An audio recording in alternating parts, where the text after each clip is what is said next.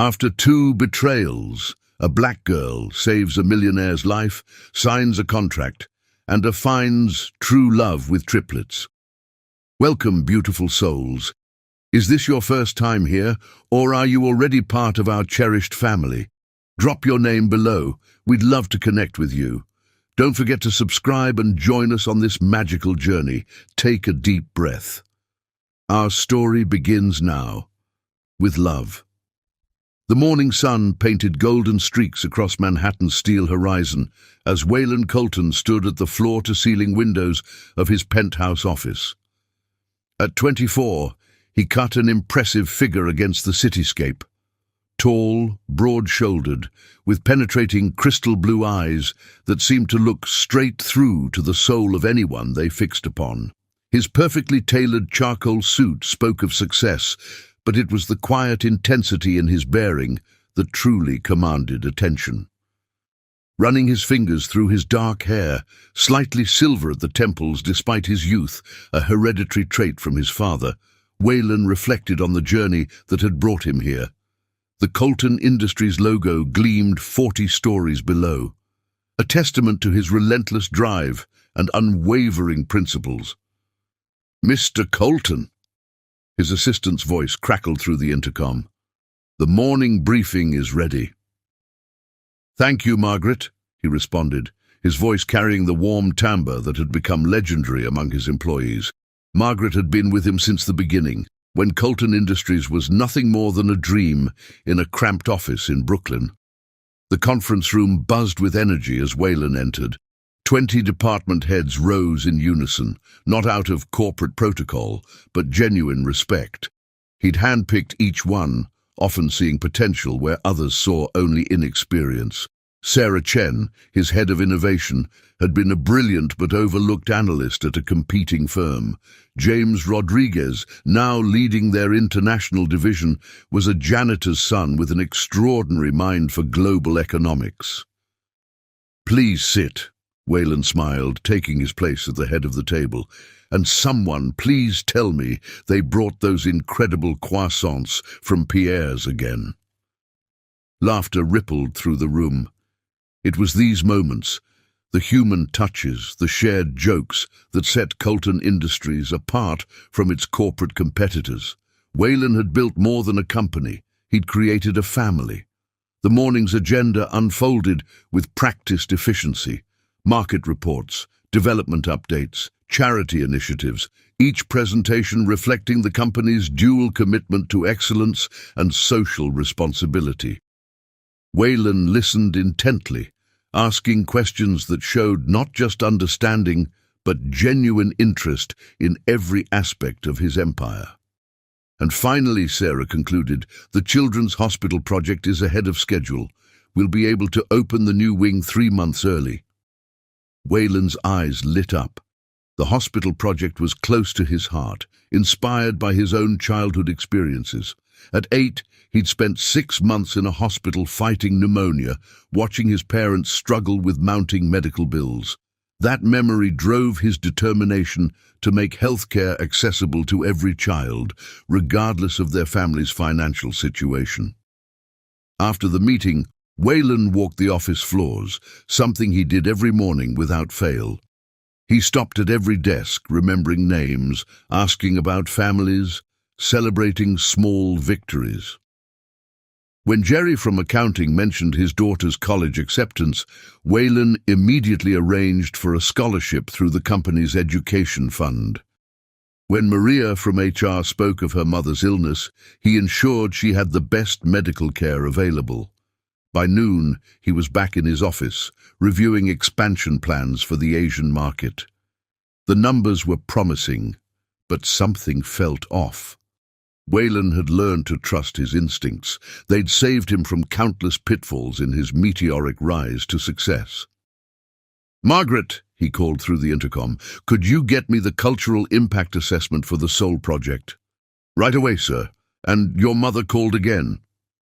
Waylon sighed, running a hand over his face. Eleanor Colton, the formidable matriarch of the family, had been not so subtly pushing him toward settling down. "A man needs more than spreadsheets to warm his bed," she'd declared at their last Sunday dinner. The truth was, Wayland's success in business was matched only by his solitude in personal matters. His childhood sweetheart had left him for his best friend in college. Since then, relationships had taken a back seat to his ambitions. He'd dated, of course. It was expected in his social circle, but nothing had progressed beyond surface-level connections. The afternoon brought a series of meetings with potential investors. Wayland's reputation preceded him, not just for his business acumen, but for his integrity. In an industry where cutting corners was common practice, he stood firm in his principles. It had cost him deals in the early days, but now it was his greatest asset. Mr. Colton, a visiting CEO, had once remarked, "Your word is worth more than any contract." As evening approached, most employees had headed home, but lights still burned in several offices. Wayland made another round, checking on those working late.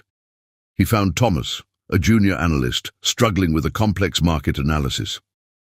"Here," Wayland pulled up a chair. "Let me show you something my father taught me." For the next hour, they worked together, the billionaire CEO and the entry-level analyst, breaking down complex data into manageable pieces.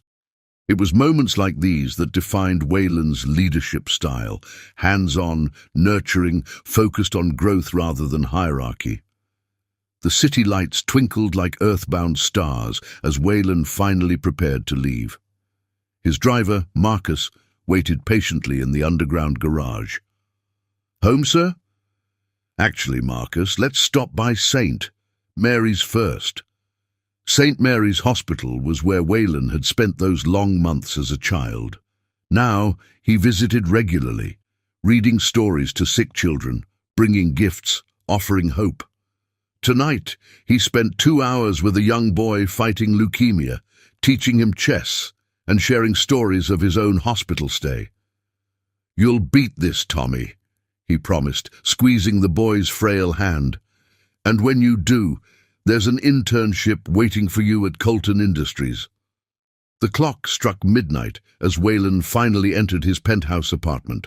The space was immaculate, decorated with tasteful artwork and modern furniture, yet somehow lacking the warmth of a home. He loosened his tie, poured himself a glass of scotch, and stood at his living room windows, looking out over the city he'd conquered. Success had come early to Wayland Colton, built on a foundation of integrity, innovation, and genuine care for others. His employees spoke of his kindness in hushed, reverent tones. The CEO who remembered everyone's birthdays, who stayed late to help junior staff, who turned no one away who needed help. Yet behind the successful facade lay a heart yearning for something more. The empire he'd built, impressive as it was, felt incomplete without someone to share it with. His mother's words echoed in his mind. "All this success means nothing if you have no one to come home to." As he prepared for bed, Wayland caught his reflection in the bathroom mirror. At 24, he had achieved what most people could only dream of, but the cost had been high. The slight shadows under his eyes spoke of countless late nights. The faint lines around his mouth hinted at decisions that kept him awake, and the solitude in his gaze revealed the price of putting business before personal happiness. Tomorrow would bring new challenges, new opportunities, new chances to make a difference in people's lives. But tonight, in the quiet of his luxurious but empty apartment, Wayland Colton, the rising star of the business world, allowed himself to acknowledge the void in his heart, a void that no amount of success could fill. Little did he know that fate had plans for him, plans that would test his resilience, challenge his beliefs, and ultimately lead him down a path of love, betrayal, and redemption that would transform not just his life, but the lives of countless others.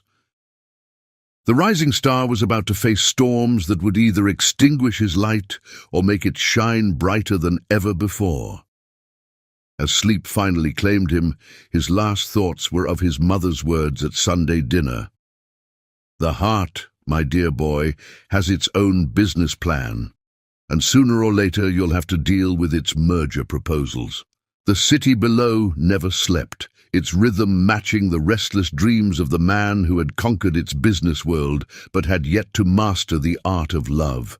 Tomorrow would bring new challenges, but for now, Wayland Colton slept, unaware that his greatest test would not come from the boardroom, but from the battlefield of the heart. Chapter 2. The First Betrayal. Victoria Sterling entered Wayland's life like a masterpiece of calculated timing. It was at the annual Entrepreneurs Gala, where the city's elite gathered to showcase their success and scout new opportunities. She stood out in a sea of black tuxedos and designer gowns, wearing a deep burgundy dress that seemed to catch every light in the room.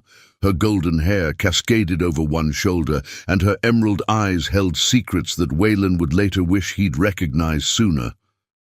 "Mr. Colton," she'd said, extending a perfectly manicured hand, "your speech about sustainable business practices was fascinating. I'd love to hear more about your vision for corporate responsibility." That was her first move in a game Wayland didn't know they were playing. Her background was impeccable. Daughter of a retired judge, graduate of Princeton, working as a consultant for environmental non-profits. Every detail of her life story seemed designed to appeal to Wayland's ideals and values. Their courtship was a whirlwind of perfectly orchestrated moments. Victoria appeared passionate about his charitable initiatives, offering innovative suggestions for the Children's Hospital Project. She attended board meetings as his guest, charming executives with her intelligence and wit.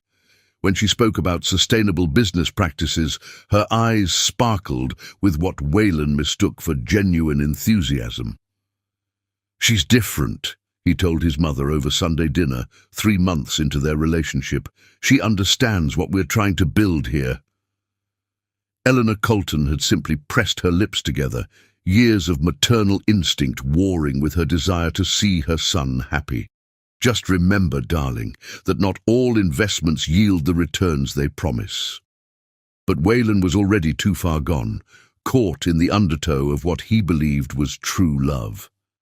Victoria's presence filled the void he'd carried for so long. She seemed to anticipate his needs, share his dreams, complement his vision for the future.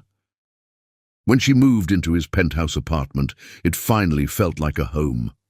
The proposal came 6 months after they met. Wayland had the entire rooftop garden of his building transformed into a magical scene. Thousands of twinkling lights, rare orchids, her favorite, and a string quartet playing softly in the background.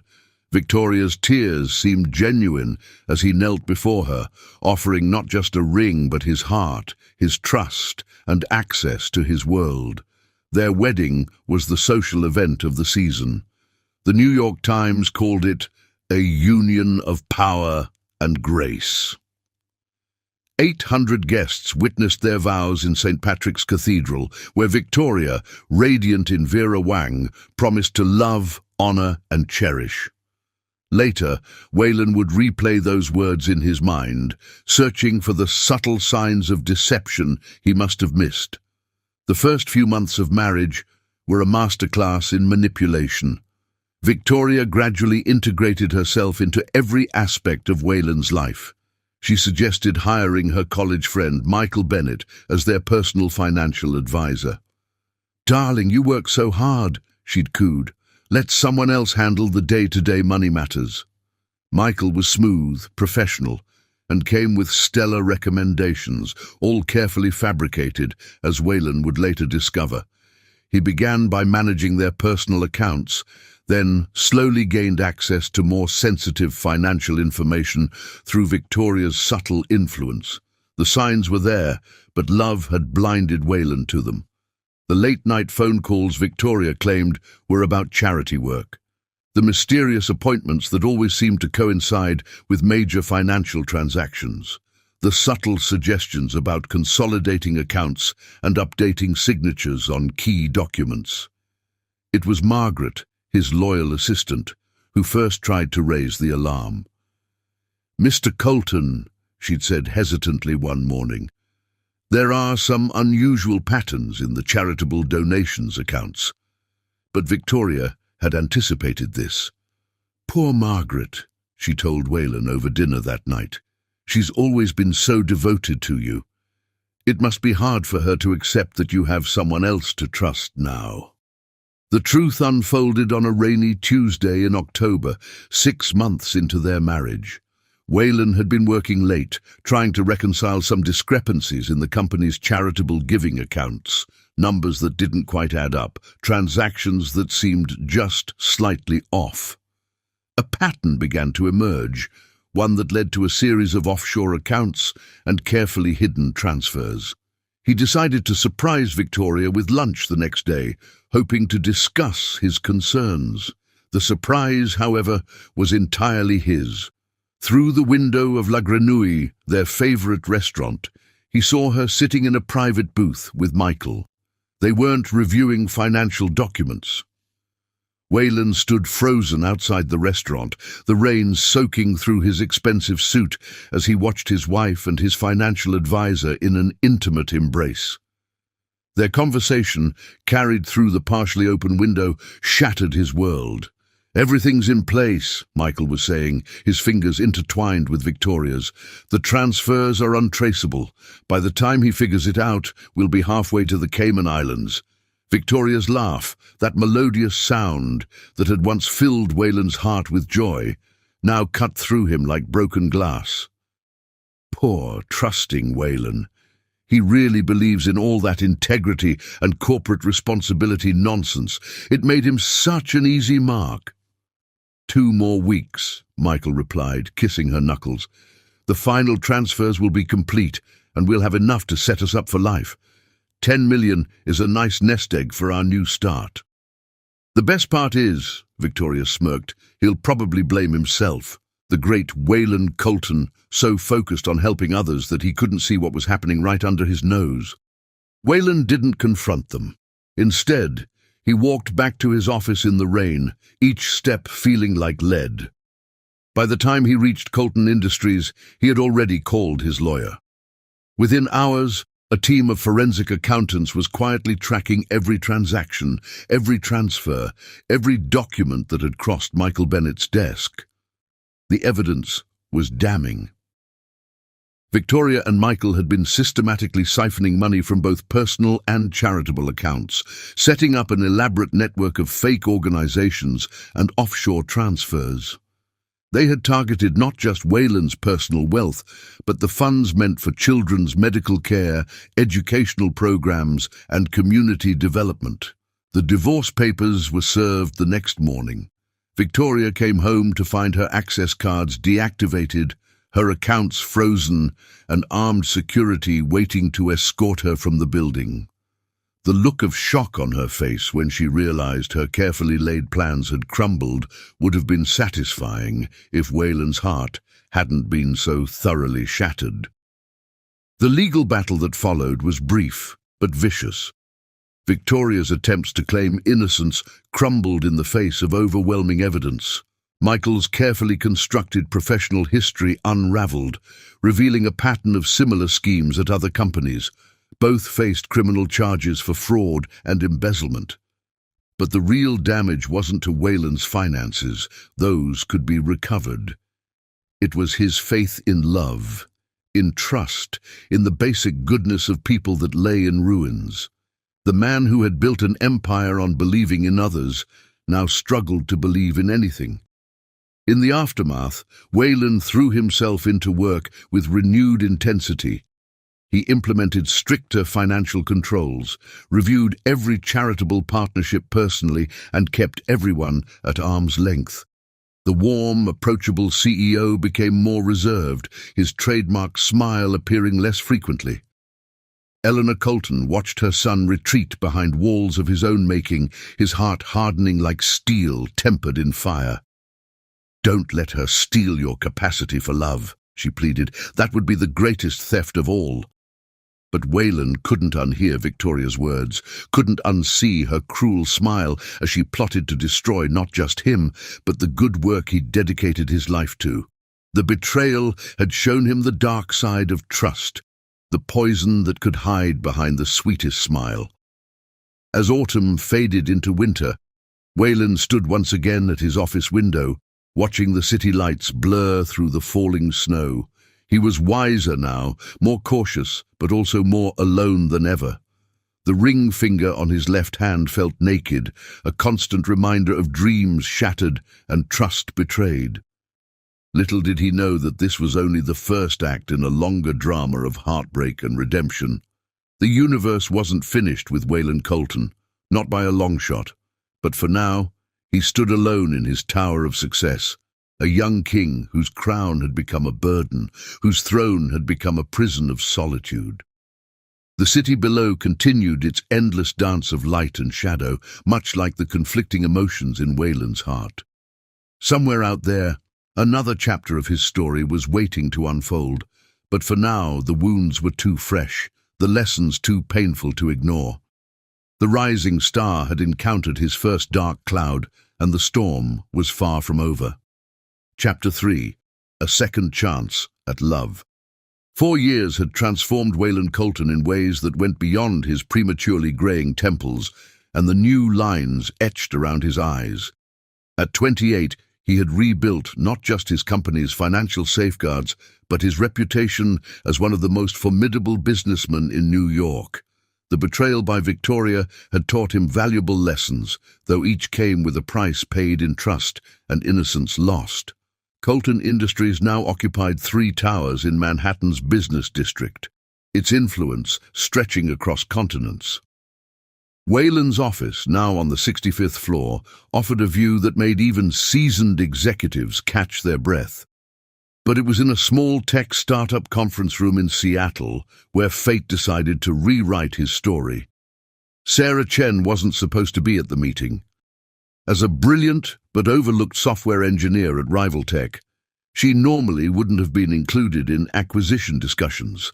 But a last-minute server crisis had forced her presence, and as she expertly explained the technical architecture that made her company valuable, Wayland found himself watching her hands move with passionate precision through the air. The neural network adaptation isn't just about processing speed, she was saying, her dark eyes alight with enthusiasm. It's about understanding human behavior patterns in real time. This could revolutionize how we approach charitable giving. That last part caught Wayland's attention. Since Victoria's attempt to drain his charitable foundations, he'd been obsessed with creating foolproof systems for philanthropy. Sarah's innovation seemed to offer something he hadn't even known he was looking for. "Ms. Chen," he interrupted, his voice carrying that quiet authority that had become his trademark. "Would you mind staying after to discuss this further?" The meeting room emptied, leaving them alone with ideas and possibilities hanging in the air between them. Sarah pulled up complex diagrams on her tablet, explaining concepts that would have lost most audiences. But Wayland followed every word, asking questions that revealed not just understanding, but genuine vision. "Mr. Colton," she said finally, tucking a strand of black hair behind her ear, "you actually understand the technical aspects. That's unusual for a CEO." "Please call me Wayland," he replied, surprising himself with the informality. "And I believe in knowing every aspect of what we do. Technology isn't just tools, it's the language of the future." That first conversation lasted 3 hours. They moved from technical specifications to philosophical discussions about technology's role in social change. Sarah's passion for using innovation to help others resonated with something deep in Wayland's soul, a part he thought had died with Victoria's betrayal. The acquisition of Rival Tech was completed within a month, but it was Sarah's mind that proved to be the real asset. She brought fresh perspectives to every project, challenging assumptions and pushing boundaries. Wayland found himself looking forward to their meetings, enjoying the intellectual sparring and shared vision for technology's potential. Their first dinner was ostensibly about discussing the integration of Rival Tech systems. They met at a small Vietnamese restaurant, Sarah's choice, away from the usual corporate haunts. "The PHO here reminds me of my grandmother's," she explained, her usual professional demeanor softening. "She taught me that excellence doesn't always wear a designer label."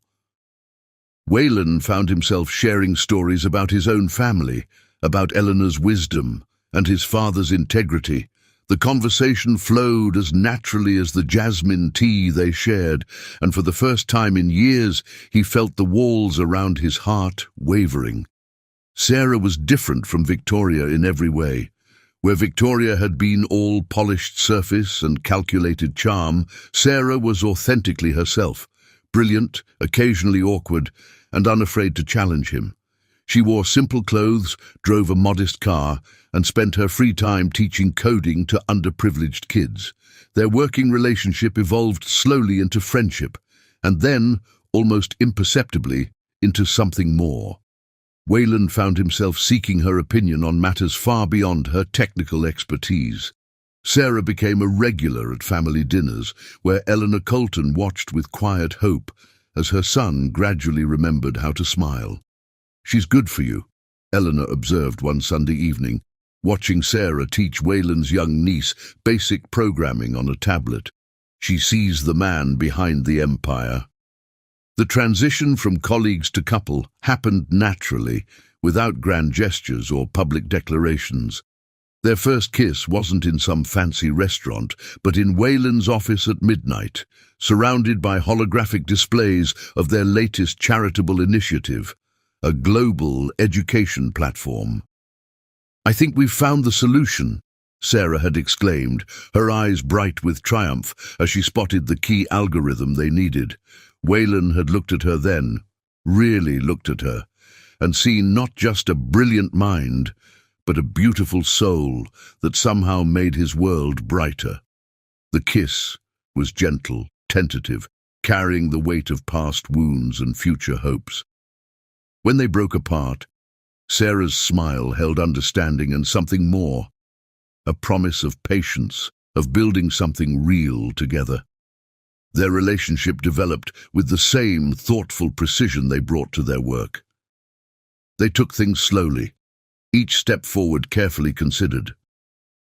Waylon found himself opening up about Victoria, about the betrayal that had nearly destroyed his faith in love.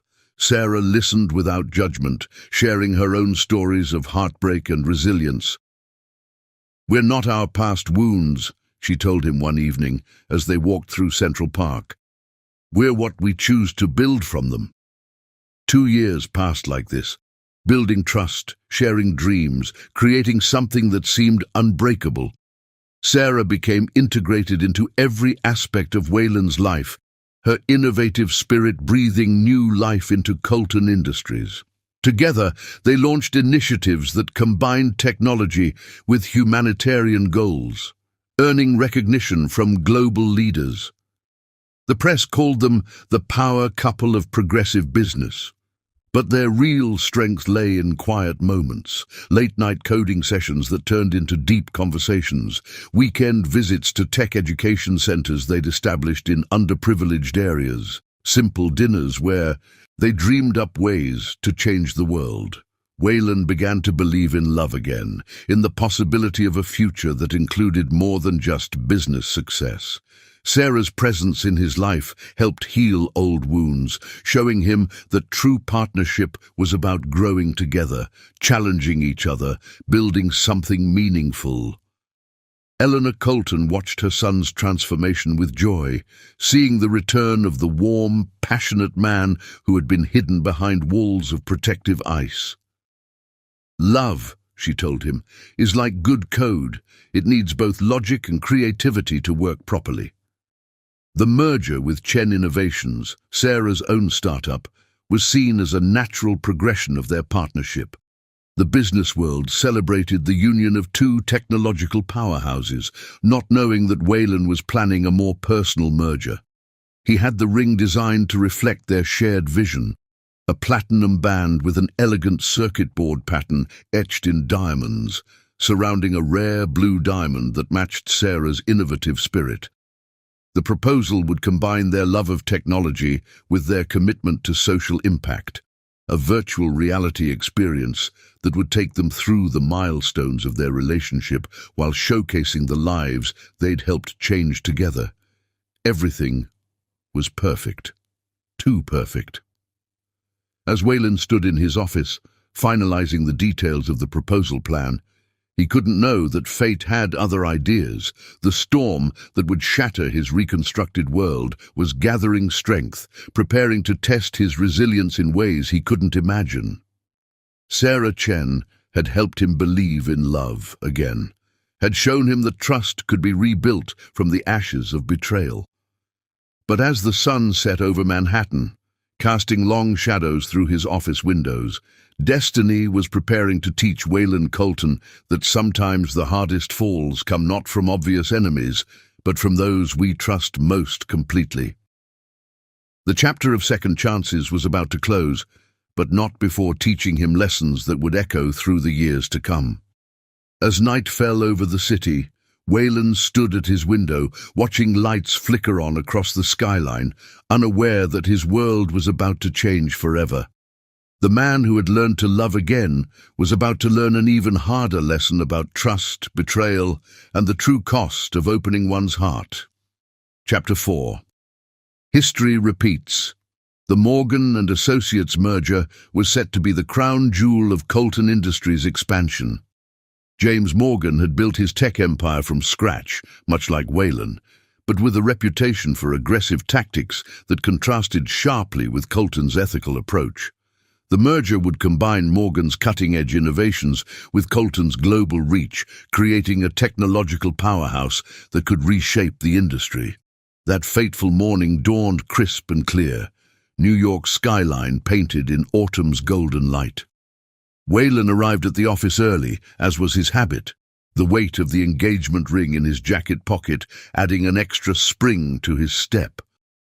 The proposal was planned for that evening, a perfect celebration after the merger signing. "The board meeting's been moved up to 9 a.m., Margaret informed him, her voice carrying an odd note that Wayland, distracted by thoughts of the evening ahead, failed to notice. And Ms. Chen requested access to the secure servers for final technical integration checks. The merger documentation sat in neat stacks in the main conference room, each page representing months of negotiation and due diligence. Wayland decided to review them one final time before the board arrived. As he approached the conference room's glass doors, the scene that greeted him stopped him cold. Sarah Chen, the woman who had rebuilt his faith in love, was locked in an intimate embrace with James Morgan. Spreadsheets and technical documents were scattered across the table, but it wasn't business they were discussing. The morning sun streamed through the windows, casting harsh light on a betrayal that would haunt Wayland for years to come. "The security protocols are completely mapped," Sarah was saying, her fingers tracing patterns on Morgan's chest, fingers that had so often intertwined with Wayland's own. "Once the merger is signed, we'll have full access to their proprietary systems." "Brilliant work, darling," Morgan's voice dripped with satisfaction. Colton so caught up in his ethical business practices, he never thought to look deeper into our technical integration requests. His trust in you made this almost too easy.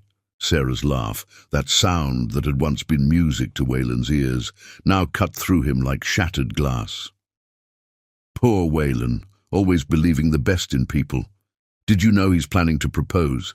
He actually thinks we're building a future together."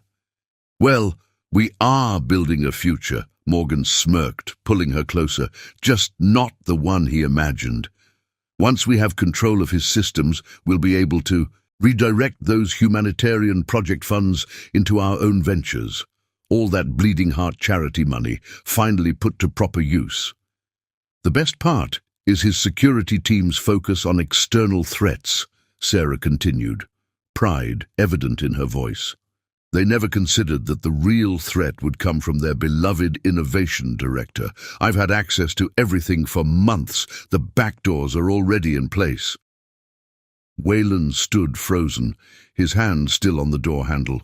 The ring in his pocket felt like it was burning through his jacket, branding him with his own foolishness. 2 years of shared dreams, of building trust, of opening his heart. All of it had been an elaborate scheme, but it was Sarah's next words that truly drove the knife home. "You know what's truly pathetic? He actually helped me design the systems we'll use to drain his charitable foundations. All that talk about using technology for social good, he'll never see it coming when his own innovations are used to destroy everything he's built." The sound of approaching footsteps finally broke Wayland's paralysis. He stepped back from the door, decades of business training taking over as his personal world crumbled. His mind raced through the implications, not just for him, but for the thousands of people who depended on Colton Industries' humanitarian projects. In his office, Wayland moved with mechanical precision. First, a call to his head of security, initiating Emergency Protocol Alpha, a complete system lockdown designed for exactly this type of corporate espionage. Then his legal team quietly assembled in a secure off-site location. Finally, a text to Margaret: "Cancel all meetings. Initiate Operation Blackout." Within minutes, alarms blared through the building, a routine security drill that served to clear non-essential personnel. Security teams moved with practiced efficiency, securing servers and isolating critical systems. In the conference room, Sarah and Morgan jumped apart at the sound, their expressions shifting from annoyance to growing concern as their access cards suddenly deactivated. Wayland watched through the security feeds as they tried to salvage their plan, desperately attempting to access systems that were already beyond their reach. Sarah's facade finally cracked when armed security arrived to escort them from the building. Her eyes searched the cameras, knowing Wayland would be watching. "You don't understand," she protested, her composure slipping. "We were going to revolutionize the industry. All that money wasted on charity could be funding real innovation." But Wayland wasn't watching anymore. In his office, he methodically removed every trace of Sarah from his life. Photos deleted, personal items boxed for security to dispose of, access codes changed. The ring, that symbol of hope and renewal, he dropped into his office safe, a reminder perhaps of lessons learned too late. The legal aftermath was swift and devastating. Sarah's betrayal had been thorough, but so had Wayland's security measures. Every system access, every modified line of code, every secret meeting with Morgan had been logged and documented. The evidence painted a picture of industrial espionage so brazen it made headlines across the globe. "Tech titans trust betrayed," screamed the New York Times. "Corporate romance turns to ruthless revenge," declared the Wall Street Journal. The business world watched in fascination as the story unfolded, the brilliant innovator who had wormed her way into both Colton's company and his heart, all in service of a hostile takeover. But the public drama paled in comparison to the private devastation. Wayland threw himself into damage control, working around the clock to protect his charitable initiatives. The betrayal had struck at the very core of his mission, using technology to help others. Sarah hadn't just tried to steal his company's assets, she had attempted to destroy everything he believed in. Late at night, alone in his office, Wayland finally allowed himself to feel the full weight of what had happened. The ring sat on his desk, its circuit board pattern now seeming like a cruel joke. He had trusted again, loved again, believed again. And again, that trust had been weaponized against him. Eleanor Colton found him there, standing at his window as the city lights blurred through unshed tears. She didn't offer platitudes or advice, just stood beside her son in silent support. "I should have known," Wayland finally spoke, his voice rough with emotion.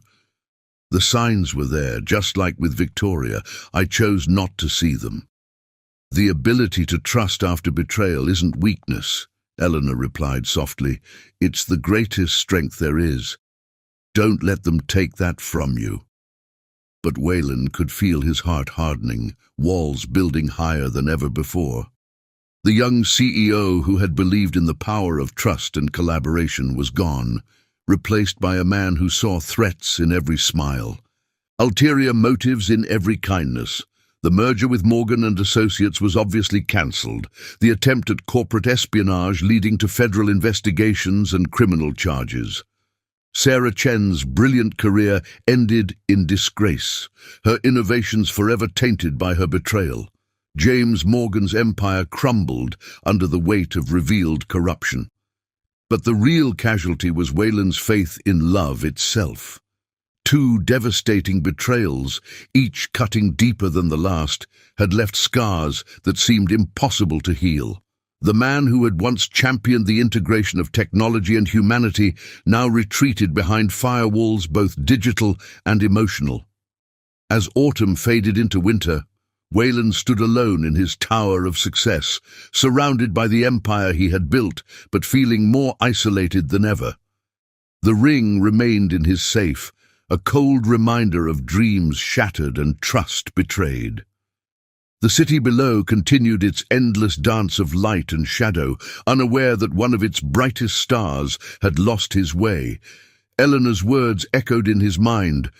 The ability to trust after betrayal isn't weakness. But as Wayland turned away from the window, he couldn't help but wonder, what if the ability to trust was actually the greatest weakness of all? The question would haunt him through the lonely years ahead, until fate decided to teach him one final, transformative lesson about love, trust, and the courage to believe again. Chapter 5. The Walls of Solitude. The transformation of Wayland Colton from compassionate visionary to the Ice King of industry wasn't an overnight metamorphosis. Like frost creeping across a window pane, the change spread gradually, crystallizing his heart with each passing season.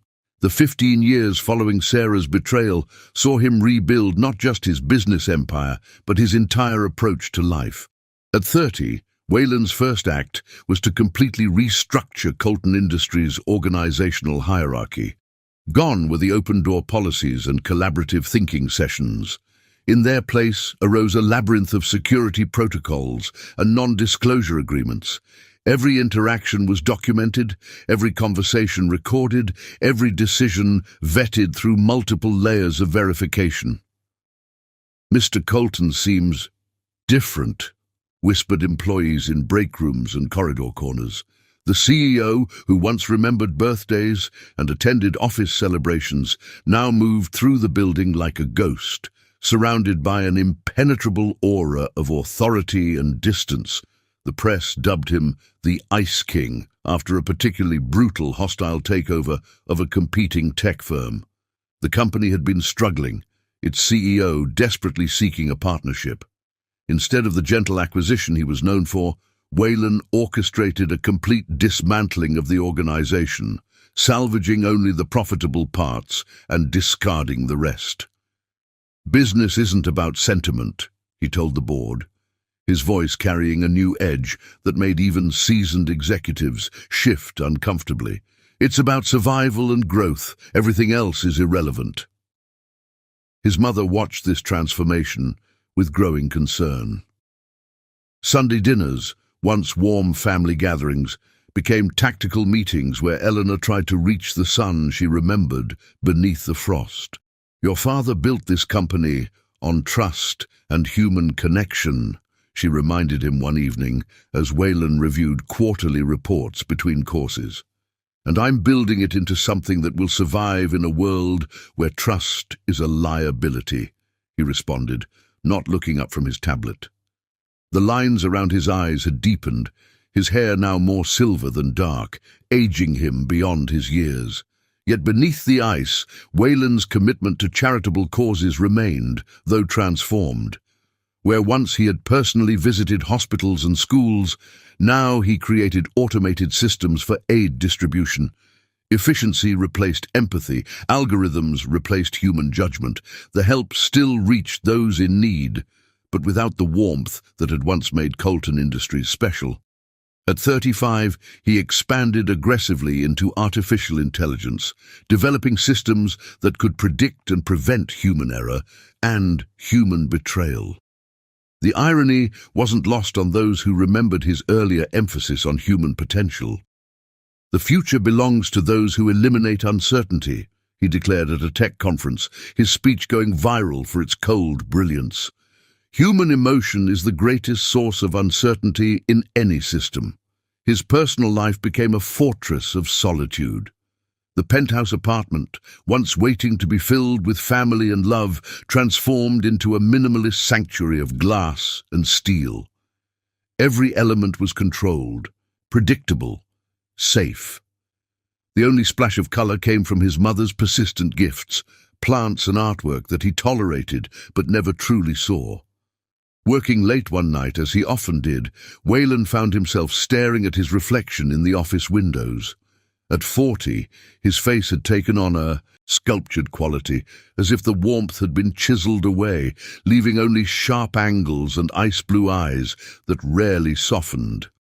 The ring from that day with Sarah remained in his safe, along with the shattered pieces of his engagement plans for Victoria. Two reminders of lessons learned at devastating cost. Sometimes, in rare moments of vulnerability, he would look at them, each one representing a death of something vital within him. His empire continued to grow, expanding across continents, but it was growth without joy, success without satisfaction. The business world marveled at his strategic genius, his unerring ability to predict market trends and capitalize on opportunities. None realized that his success came from a place of profound disconnection. He could see patterns clearly because he no longer felt anything when making decisions. At 42, during a rare moment of reflection, Wayland found himself analyzing his transformation as he would a business case study. The numbers were impressive: triple-digit growth, revolutionary technological advances, global impact in charitable giving, but the human cost, calculated in sleepless nights and empty relationships, remained unmeasured. Eleanor's persistence in maintaining their Sunday dinner tradition became the only constant connection to his former self. Though he often attended with his mind elsewhere, buried in reports or strategic planning, she never stopped trying to reach him. "You've built walls so high," she told him on his 44th birthday, "that you've forgotten there was once a garden inside them." The statement struck something in him, a chord of recognition that he quickly suppressed. The garden she spoke of had been vulnerable to weeds, to storms, to betrayal. His walls kept everything out, pain and joy alike. His reputation in the business world became legendary. Competitors feared him, partners respected him, everyone watched their steps around him. The nickname Ice King evolved from a media label to a title of fearsome respect. Young entrepreneurs studied his methods, trying to replicate his success while missing the crucial fact that his approach came at the cost of everything that made success worthwhile. At 45, Wayland Colton had everything money could buy and nothing that truly mattered. His office at the top of Colton Tower offered a view of the entire city, but he rarely saw it, too focused on screens and spreadsheets that offered the comfort of predictability. The company's charitable work continued to expand, but now through complex algorithms and automated systems. The personal touch that had once made Colton Industries' philanthropy special was replaced by efficient but soulless processes. Help still reached those in need, but without the human connection that had once transformed lives. The irony wasn't lost on those who remembered the young visionary who had believed in the power of human potential. The man who had once spent hours teaching a young analyst now delegated such tasks to AI training programs. The CEO who had personally visited every new charitable project now reviewed them through virtual reality simulations. His daily routine became a masterpiece of efficiency and isolation. Meetings were conducted through holographic interfaces, decisions made through data analysis, human interaction minimized to essential exchanges only. Even his home life was automated to eliminate the need for personal staff. Yet sometimes, in the dead of night when the city slept and the walls of his empire felt more like a prison than a fortress, Waylon would find himself remembering. He would remember the warmth of shared dreams with Sarah, the excitement of building something meaningful with Victoria before it all fell apart. In these moments, the Ice King's crown felt heavy indeed. But these moments of vulnerability were brief, quickly frozen over by the protective layers of frost he had carefully cultivated. The world had taught him its lessons well, and he had learned them at the cost of his heart's warmth. Little did he know that fate had other plans. As he approached his 45th year, circumstances were aligning to challenge everything he had built, not his business empire but the walls around his heart. The Ice King's reign was about to face its greatest test, and the question remained, would the walls melt to reveal the garden his mother remembered, or would they prove too thick for even the warmest love to penetrate? The answer lay in an unexpected future, where a mother's dying wish would collide with a chance encounter, forcing Waylon Colton to confront the greatest risk of all, the risk of learning to trust again. Chapter 6. A Mother's Final Wish. Eleanor Colton had always been more than just a mother. She was the heartbeat of the Colton legacy. At 75, her silver hair and graceful bearing spoke of wisdom earned through decades of watching her family's triumphs and tribulations. But lately, a shadow had fallen across her usually bright eyes, a knowledge she carried like a precious burden. The Sunday dinner ritual had endured through all of Waylon's transformations. Through Victoria's betrayal, Sarah's deception, and the 15 years of increasing isolation that followed, Eleanor had maintained this one connection to her son's humanity. Tonight, however, was different. The autumn air carried a hint of finality as Waylon's car pulled up to the familiar brownstone. "Master Colton," his driver announced, "we've arrived." The house stood as it always had, a testament to old-world elegance in a city of glass and steel. Eleanor had refused all offers to move to a more modern residence, preferring the warmth of wood panels and the whispers of family history in every corner. Waylon entered using his key, the scent of his mother's signature roast welcoming him home.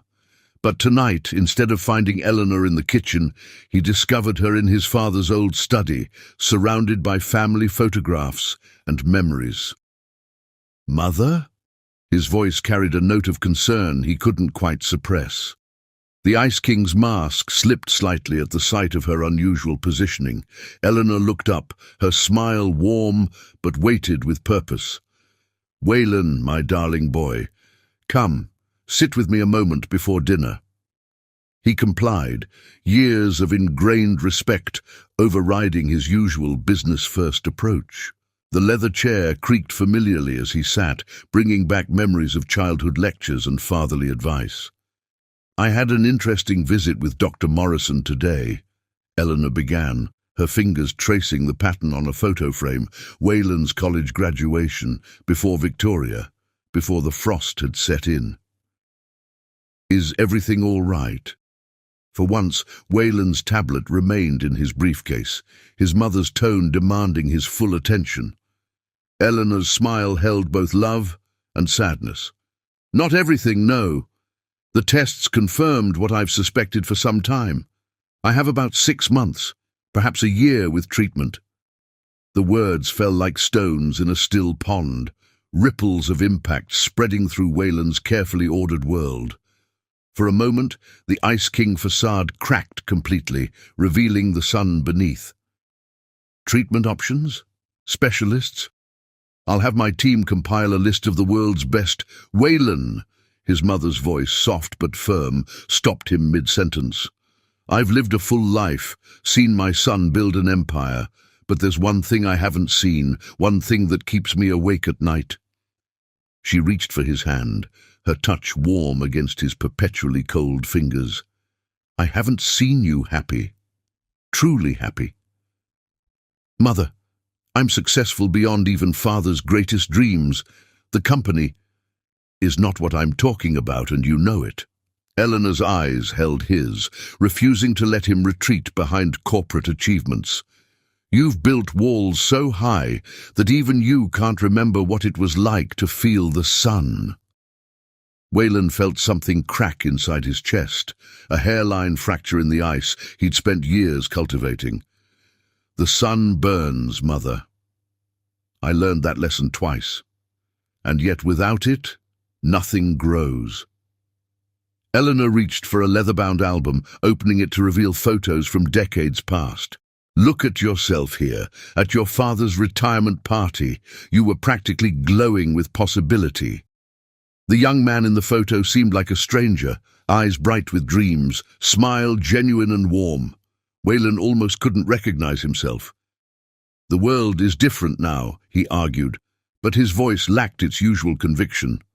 "The world is exactly as it has always been, full of both darkness and light. It's our choice which we let define us." Eleanor closed the album gently. "Which brings me to my wish." Something in her tone made Wayland sit straighter, years of business instinct warning him of a negotiation he might not be prepared for. "I want you to marry before I go." The request hung in the air like crystal, beautiful and sharp. Wayland felt his walls snap back into place. "Mother, we've discussed this. Marriage is a risk, a vulnerability, a chance for betrayal." Eleanor's voice took on an edge he rarely heard. "Let me tell you what else it is. It's the reason you exist. It's why your father and I could build something lasting. It's what makes a house a home and an empire worth having. I've tried that path, twice." The words came out harsher than he intended. "You tried trusting the wrong people. But in protecting yourself from the wrong ones, you've closed yourself off from the right one." Eleanor stood, moving to the window where the setting sun painted the sky in shades of possibility. "I'm not asking you to repeat your past mistakes. I'm asking you to be brave enough to learn from them." "What exactly are you proposing?" The businessman in him needed specifics, parameters, controlled variables. Eleanor turned back to him, her face softened by the golden light. "Give love one more chance. Give love one more chance, not for the company, not for appearances, but for yourself, for the garden that used to grow inside those walls of yours." "And if I refuse?" The words felt like ash in his mouth. "Then you'll have to live with knowing you denied your mother's final wish." The statement held no manipulation, just simple truth. "But more importantly, you'll deny yourself the chance to remember who you were before the frost set in." Dinner that evening was quieter than usual, both mother and son lost in thought. The usual business discussions were replaced by the weight of words spoken and choices to be made. As Wayland prepared to leave, Eleanor handed him a small box. "Your father gave me this on our first anniversary. Inside is a letter he wrote about why love matters more than success. Read it when you're ready to remember what it means to feel warm again." The drive back to his penthouse was a blur of streetlights and memories. The box sat heavy in his pocket, a challenge to everything he'd built himself into over the past 15 years. In his stark, modern living room, Wayland finally opened it. His father's handwriting, strong and sure, filled the yellowed page. "My dearest Eleanor, today marks 1 year since you made me the richest man alive. Not through business success or financial gain, but by choosing to share your life with mine. In you, I found something greater than achievement. I found purpose. A man can build empires of steel and glass, can accumulate wealth beyond measure, but without love to give it meaning, he builds nothing but a beautiful prison. Love is not a weakness to be guarded against, but a strength to be embraced. It's the foundation that makes everything else worthwhile. To love is to risk, yes, but to never love is to already have lost. Forever yours, Robert." The words seemed to echo in the empty space of Wayland's carefully constructed solitude. Outside, the city continued its eternal dance of light and shadow, unaware that within one of its highest towers, the first subtle crack had appeared in the Ice King's frozen heart. Eleanor's wish hung in the air like a challenge, a final gift from a mother who had never stopped believing in the warmth her son had locked away. The question remained, would Wayland be brave enough to thaw the walls he'd built, or would his mother's last wish remain unfulfilled, another casualty of past betrayals? As night settled over Manhattan, Wayland Colton stood at his window, his father's letter in one hand, years of protective frost beginning to show the first signs of melting.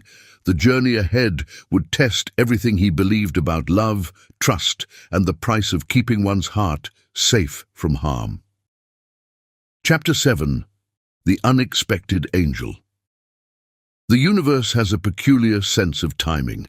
1 week after Eleanor's revelation, as Wayland grappled with his mother's final wish, fate orchestrated an encounter that would challenge everything he believed about trust, love, and second chances.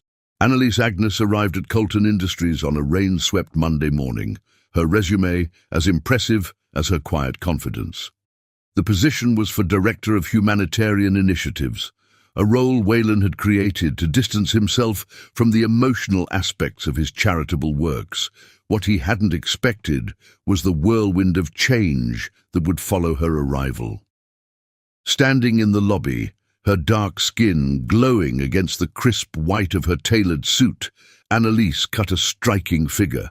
Her natural hair was styled in elegant braids, and her eyes held a depth of wisdom that belied her 32 years. But it was her presence, a perfect blend of professional competence and genuine warmth, that made heads turn. "Ms. Agnes is here for the 9 a.m. interview," the receptionist announced through the intercom. Wayland, reviewing her credentials one final time, noted the unusual path that had led her to his door. Born in Ghana, educated at Oxford on scholarship, she had spent the last decade building sustainable development programs across 3 continents. Her references read like a who's who of global humanitarian leaders. The interview was scheduled for 30 minutes. It lasted 2 hours. "Your charitable algorithms are efficient," Annalise observed, studying the holographic displays of Colton Industries' global initiatives, "but they're missing the human element that makes help meaningful. Any other candidate would have praised the system's efficiency. Any other candidate would have been shown the door for such criticism. But Annalise spoke with a conviction that demanded attention. "The numbers suggest otherwise," Wayland countered, falling into his familiar pattern of data-driven defense. Annalise's response was to pull up a specific project, a medical facility in Southeast Asia. "Look deeper," she insisted. "Yes, the facility is operating at peak efficiency, but community engagement is minimal. People don't trust machines to understand their needs. They trust people who take the time to understand their stories." Something in her words echoed Eleanor's recent plea, creating a resonance Wayland couldn't quite ignore. "And you believe you can improve these metrics?" His tone was challenging yet curious. "I believe I can help you remember why they matter in the first place." The boldness of her statement hung in the air between them. For a moment, Wayland saw himself reflected in her unwavering gaze. Not the Ice King of industry, but the young idealist he'd once been, believing in the power of human connection. Against every protocol he'd established, Wayland hired her on the spot. The transformation began immediately. Within weeks, Annalise had restructured the humanitarian division, introducing what she called heart metrics, alongside the traditional data points. Her approach was systematic, yet deeply personal, combining Wayland's love for efficiency with a human touch that had been missing for years. Stories of her impact spread through the company like wildfire. She knew everyone's names, from the janitors to the executives. Her lunch breaks were spent mentoring young employees, her evenings often dedicated to video calls with project leaders in different time zones. But it was her handling of the crisis response initiative that truly set her apart. When a devastating earthquake hit a remote region in Nepal, Annalise didn't just deploy resources, she went personally, despite it being far beyond her job description. Wayland watched through live feeds as she coordinated relief efforts on the ground. Her elegant business attire replaced by practical gear, her composure unshaken by the chaos around her. She moved through the disaster zone with purpose, touching lives not just with aid, but with genuine compassion. "Sir," his assistant reported, "Ms. Agnes has increased community engagement by 300% in affected areas. Local participation in long-term reconstruction planning has exceeded all previous records." The numbers were impressive, but it was the stories that began reaching his desk that truly caught his attention. Stories of lives transformed, of hope restored, of communities empowered. Annalise's approach was proving that efficiency and humanity could coexist, something Wayland had long since dismissed as impossible. Yet he maintained his distance, watching her impact spread through carefully constructed barriers. The Ice King's reputation had to be maintained after all. But Annalise seemed unfazed by his cold demeanor, treating him with the same genuine respect she showed everyone else. During board meetings, she would often challenge his purely data-driven decisions, not with emotion, but with evidence of how human connection improved bottom-line results. Her presentations were masterpieces of balance, hard facts supporting soft skills, metrics demonstrating the value of mercy. "Mr. Colton," she said during one such meeting, "your father built this company on the principle that profit and purpose could coexist. The data shows he was right." The mention of his father would have earned anyone else a swift dismissal. But Annalise spoke with such sincere conviction that even Wayland's frozen walls couldn't completely deflect the warmth of her words. Eleanor, visiting the office one afternoon, watched Annalise in action with keen interest. The older woman's eyes took in everything: how employees lit up in Annalise's presence, how projects flourished under her touch, how even Wayland seemed to thaw slightly when she presented her reports. "She's remarkable," Eleanor observed over their next Sunday dinner. "Reminds me of how you used to be before." "Mother," Wayland warned, not ready to traverse that emotional territory. But Eleanor pressed on. "When was the last time you saw someone combine such competence with genuine compassion?" "She's not afraid of your walls, my son, perhaps because she builds bridges instead." Wayland dismissed his mother's obvious matchmaking, but he couldn't dismiss the changes Annalise was bringing to Colton Industries. The company's humanitarian impact had doubled in 6 months, employee satisfaction was at an all-time high, and even the press had begun to notice. "Ice King's empire shows signs of thaw," one headline declared, highlighting the company's renewed focus on human-centered development. Yet it wasn't until the annual charity gala that Wayland truly began to understand the depth of Annalise's impact. She had transformed the usually sterile affair into a celebration of human connection, bringing in actual recipients of Colton Industries' aid to share their stories. Standing at the back of the ballroom, Wayland watched as she effortlessly bridged worlds, connecting billionaire donors with grassroots activists, helping corporate leaders understand the human impact of their contributions. She moved through the crowd with grace, her burgundy gown catching the light, her smile genuine and warm. For a moment, just a moment, he allowed himself to see her as more than an efficient executive. In that brief window of vulnerability, he glimpsed something that both terrified and fascinated him, a soul as deep as his own, but unmarred by frost, unafraid of feeling, capable of mixing strength with softness. But the Ice King's walls were thick, built over years of betrayal and disappointment. One remarkable employee, no matter how impressive, couldn't melt them overnight, or so he thought. Little did Wayland know that fate had more in store. The woman who had begun to transform his company would soon play a much more personal role in his life. For now, though, he retreated behind his familiar frost, watching from a safe distance as Annalise Agnes continued to prove that walls weren't the only way to protect what mattered. Sometimes bridges worked even better. The seeds of change had been planted, though Waylon refused to acknowledge them. In his mother's knowing smile and his own reluctant fascination, the first signs of spring were appearing in the Ice King's frozen kingdom. The question remained, would he allow these seeds to grow, or would fear of another frost kill them before they had a chance to bloom? Chapter 8. The Life-Saving Moment. The night that changed everything began like many others in the life of Waylon Colton.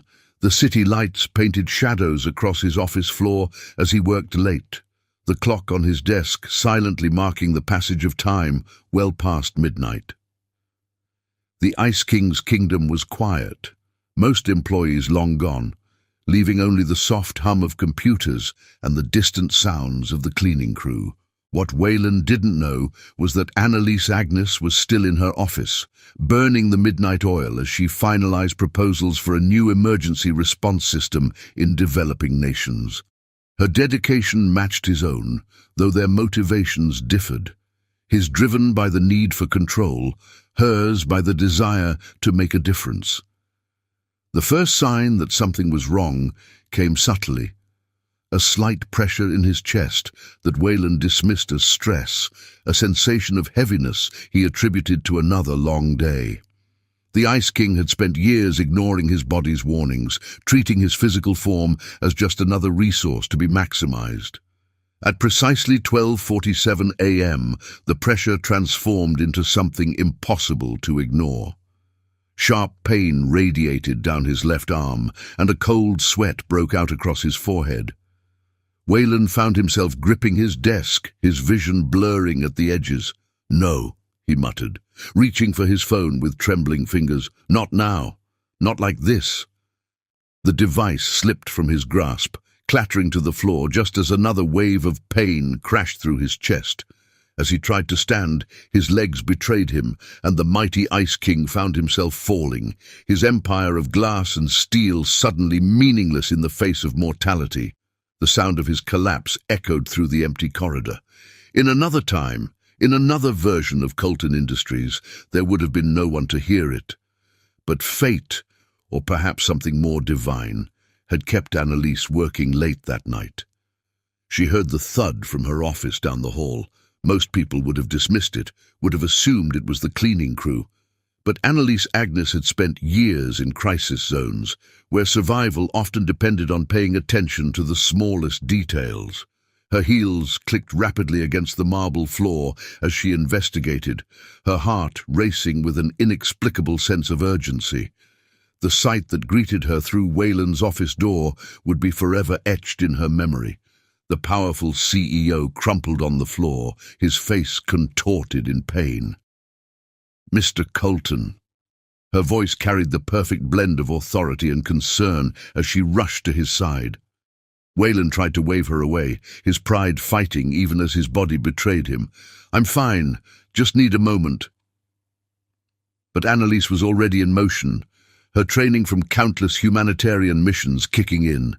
Her fingers found his pulse, rapid and irregular, while her other hand was already dialing emergency services. "Sir, I need you to listen to me carefully," she spoke with calm authority, even as she loosened his tie and helped him into a more comfortable position. "You're having a heart attack. I'm going to help you, but you need to trust me right now." Trust. The word penetrated even through his pain. The Ice King had built his latter empire on the very absence of trust, and yet here he was, his life quite literally in someone else's hands. Annalise's actions were swift and precise. From her bag, she produced aspirin, carried as part of her own emergency kit from years of fieldwork. "Chew this," she instructed, her voice leaving no room for argument. "It will help thin your blood." Through the haze of pain, Waylon found himself studying her face. There was no panic in her expression, no hesitation in her movements. This was Annalise in her element, caring for others with both competence and compassion. "The ambulance is 4 minutes out," she informed him, her hand never leaving his wrist as she monitored his pulse. "Try to take slow, steady breaths. Focus on my voice." To his surprise, Wayland found himself doing exactly that. Her voice became an anchor, something to hold on to as waves of pain and fear threatened to overwhelm him. She began telling him about the project she'd been working on, her words creating a steady rhythm that helped regulate his breathing. "You know," she said softly, "in many of the communities I've worked with, they believe that a heart attack is the body's way of telling us we've ignored it for too long, that we've forgotten to listen to our own humanity."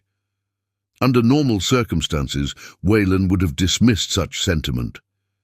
But there was something about hovering between life and death that made even the Ice King receptive to deeper truths.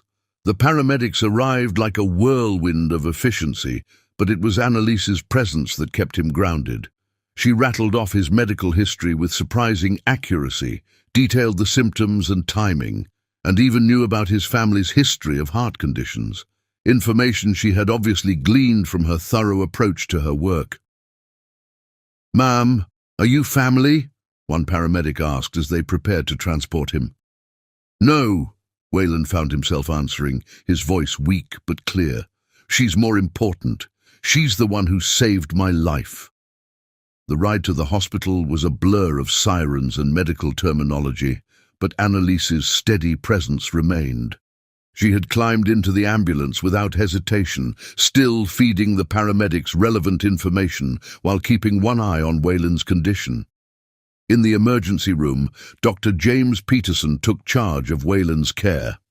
The veteran cardiologist had seen countless heart attacks in his career, but something about this case struck him as remarkable. "Mr. Colton," Dr. Peterson would later say, "if Miss Agnes hadn't administered emergency care and called me immediately, we would be having a very different conversation." Her knowledge of heart attack symptoms and immediate response made the difference between life and death. "You're a lucky man." The following hours were a whirlwind of tests, procedures, and medical discussions. Through it all, Annalise remained, handling calls to Eleanor, managing the inevitable media circus that arose when news broke of the Ice King's vulnerability, and ensuring that both the hospital staff and Wayland's family had everything they needed. When Eleanor arrived, her face pale with worry, it was Annalise who greeted her with a warm embrace and a detailed explanation of everything that had happened. The older woman's eyes filled with tears of gratitude as she listened to how this remarkable woman had saved her son's life. "You truly are an angel," Eleanor whispered, clutching Annalise's hands. "God must have sent you to us." Later that night, as Wayland lay in his private room, the machines beeping a steady reminder of his mortality, he found himself watching Annalise through half-closed eyes. She sat in the corner, quietly working on her laptop, having refused to leave until she was certain he was stable. In the soft hospital lighting, he saw her differently, not just as the capable executive who had transformed his company's humanitarian work, but as someone who had held his life in her hands and handled it with both strength and tenderness. The walls he'd built over 15 years seemed somehow less substantial in the face of such authentic care. "Why did you stay?" he asked, his voice rough from the tubes they'd used during treatment. Annalise looked up, her eyes full of something that challenged his cynical worldview. "Because every person deserves to have someone in their corner, Mr. Colton, even Ice Kings." The simple honesty of her answer struck deeper than any corporate strategy or business negotiation ever had. For the first time in years, Wayland Colton felt something inside his carefully frozen heart begin to shift, like the first crack in winter ice when spring whispers its arrival. What he didn't know was that this night would mark more than just a medical emergency survived. It would become the moment when the universe, through Annalise Agnes's hands, began the delicate work of thawing the Ice King's heart. The question remained, would he have the courage to let the warmth in, or would old fears keep him frozen in his solitary kingdom? Chapter 9. The Contract. The sterile light of Wayland Colton's hospital room dimmed as dusk painted soft shadows across the walls. Outside, the city's rhythm continued unabated, indifferent to the monumental shifts within the heart of its famed Ice King. Weeks had passed since the heart attack, and the man who had once prided himself on impenetrable fortresses, both physical and emotional, found himself confronting vulnerabilities he had long buried. Annalise Agnes's presence had been both a balm and a disruption to his carefully ordered life. She had proven herself indispensable, not only in the moments of crisis, but in the steady, transformative changes she brought to his company, and, unwittingly, to him. Her competence was undeniable, but it was her compassion that unsettled him most. For the first time in years, Wayland questioned the cost of his solitude. It was during a Sunday dinner, one of the first since his hospitalization, that Eleanor Colton broached the subject that would alter the trajectory of his life once more. "Wayland," she began, her tone gentle but resolute, "we need to talk about your legacy." The word landed heavily between them. Eleanor had been patient, watching her son navigate the balance between rebuilding his company and regaining his health. Yet she knew her time was slipping away, and with it the chance to ensure he did not face the future alone. "I've built my legacy," Wayland replied, his voice calm but guarded. "Colton Industries will outlast us all." "I'm not talking about the company," Eleanor countered, her gaze unyielding. "I'm talking about you, about family, about a future that doesn't revolve solely around balance sheets and quarterly reports." Wayland looked down at his plate, the appetite he'd regained since his recovery suddenly gone. He knew where this conversation was heading, and he wasn't ready for it. "You can't build everything on your own," Eleanor pressed, "and you can't deny that Annalise has already brought life back to parts of Colton Industries that were frozen." His hand tightened around his glass, the cool weight grounding him. "She's an exceptional director, Mother. But this is about more than business," Eleanor interrupted, her voice softening but losing none of its determination. "You owe it to yourself to find someone who challenges you, supports you, understands you. Annalise has already proven she's capable of all that. If you'd let her, she might prove much more." The silence stretched between them until Eleanor finally sighed. "You won't see it now, but love isn't just about grand gestures or ideal conditions. Sometimes it's about a contract, a promise to build something greater than the sum of its parts. And Wayland, you need to start building before it's too late." The words lingered in Wayland's mind over the following days, gnawing at the walls he'd built around himself. He reviewed Annalise's progress reports with an intensity that surpassed his usual meticulousness, searching for faults to distract him from the seed Eleanor had planted.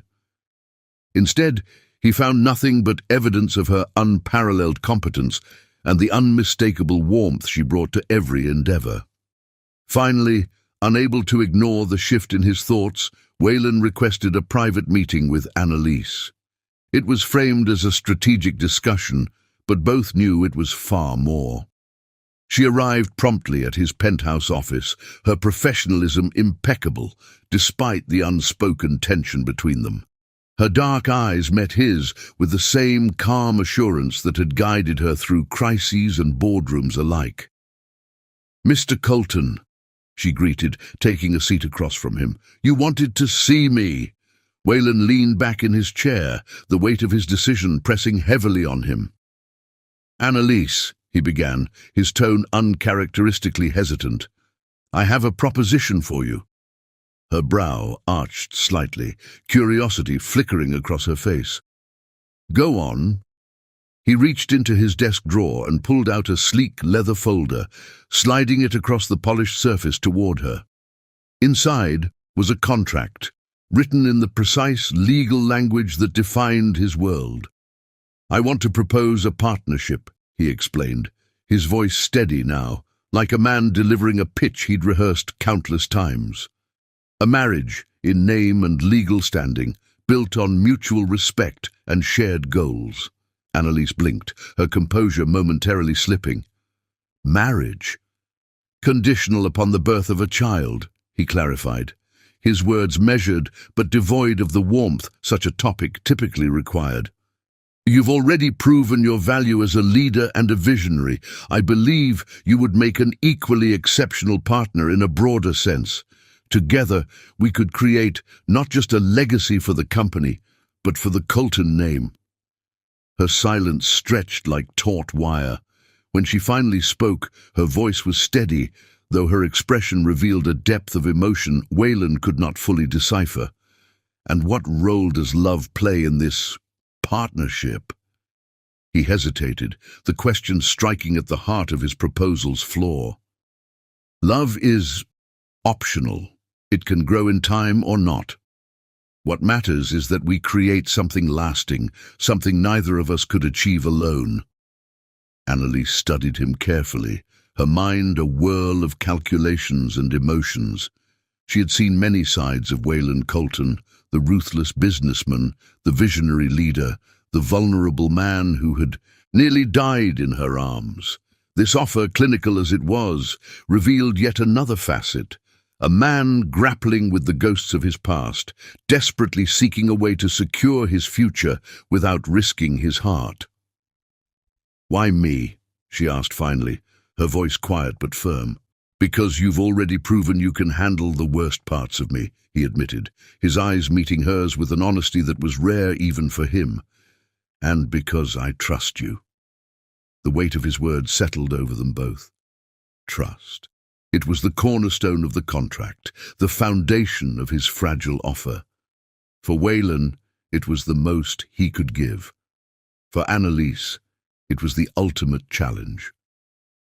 "I'll need time to think about this," she said, rising from her seat with the folder in hand. "It's not a decision I can make lightly." "Of course," Wayland replied, his voice even, though something in his chest tightened as she turned to leave. As the elevator doors closed behind her, Wayland sat alone in his penthouse, the city lights casting long shadows across his face. The Ice King had extended an olive branch, but whether it would bloom or wither remained uncertain. For Annalise, the contract represented more than just a business opportunity. It was a glimpse into the heart of a man who had spent years guarding it, a chance to bridge the divide between his logic and her compassion. In the weeks that followed, as the world turned and business continued, the terms of the contract remained unspoken but ever present. Wayland found himself waiting, not for an answer, but for the outcome of a gamble he had never expected to make. Would Annalise agree to the terms, accepting the risks and rewards of such an unorthodox arrangement?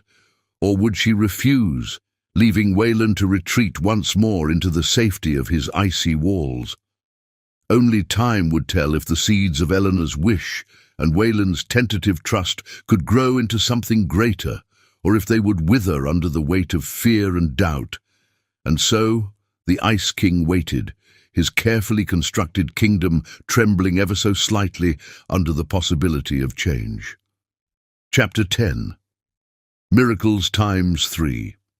The news arrived on a crisp winter morning, carried on the breath of frost that seemed to hang perpetually over Wayland Colton's life.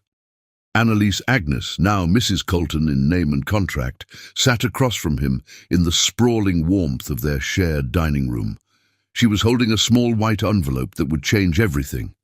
"Well," Wayland prompted, his tone professional, his hands clasped tightly on the polished wood table. The contract between them had been signed 6 months earlier, yet its implications felt as unreal to him as the snow swirling outside. Annalise smiled, her eyes shining with an emotion he couldn't name. "You're going to be a father, Waylon." The words hung in the air, a moment of stillness that seemed to stretch forever. Waylon's first instinct was to reach for control, his mind racing to quantify, analyze, and prepare. But no amount of strategy could have prepared him for what came next. 2 months later, during a routine ultrasound, the doctor paused, his expression shifting from calm professionalism to something akin to awe. "Is everything all right?" Annalise asked, her hand instinctively tightening on Waylon's, a habit she had developed despite his reluctance to reciprocate such intimacy. The doctor turned to them with a broad smile. "Not one heartbeat, not 2, 3. Congratulations, Mr. and Mrs. Colton. You're expecting triplets." The announcement stunned everyone. Eleanor, frail but still sharp-witted, burst into tears of joy when she heard the news. "3 miracles at once," she exclaimed, gripping Annalise's hands tightly. "You've given our family something beyond even my wildest dreams." The media, always eager for a Colton headline, exploded with the story. "Colton Empire heirs arrive." Read the tabloids, plastered with photos of Annalise, radiant as ever, and Waylon, his expression unreadable as usual. Speculation about the future of Colton Industries reached a fever pitch. Would Waylon's legendary focus on his company finally shift toward his family? Would the Ice King thaw under the warmth of fatherhood? The world had its theories, but only Annalise saw the truth.